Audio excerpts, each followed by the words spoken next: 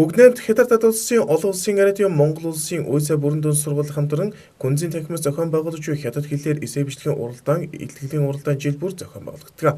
Энэ удаагийн наадамд 10 гаруй сургуулийн 30 гаруй сурагчид өрсөлдсөн байна.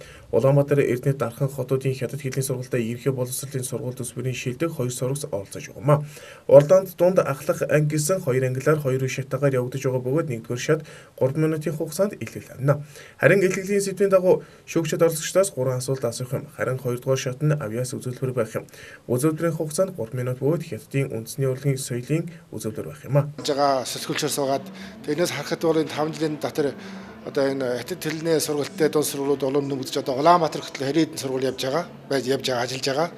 Тэгээ одоо энд одоо хэдэн мянган хүүхдүүд хятадд сурж байна.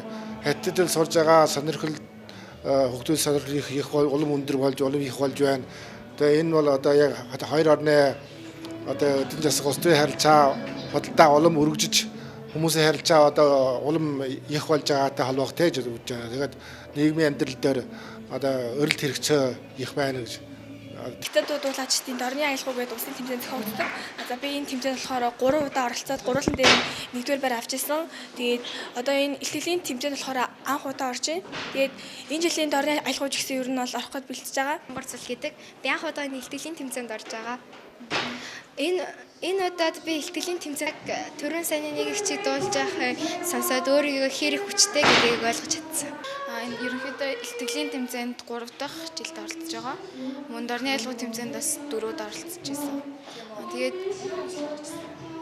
оролцох жилүүд амжилттай ахиулаад явж байгаа. Хамгийн сүүлд 2-р байрны шагналыг эзэлсэн байгаа.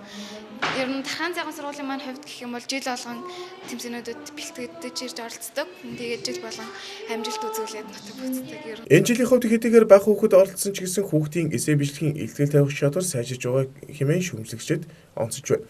Хятад хэлний ерхий боловсролын сургуулийн жилээс жил өргөжж байгаа. Жил ирэх тусам хүүхдүүд урлагийн зорилгод нийцүүлэн хэл яриа бичих чадвараа хөгжүүлэх өмнөх амжилтуудаа эвцэр байгаа. Энэхүү уралдааны зорилго нь Монголын хүүхдийг домны гүн ухаан соёл боловсролоос суулцахад оршиж байна.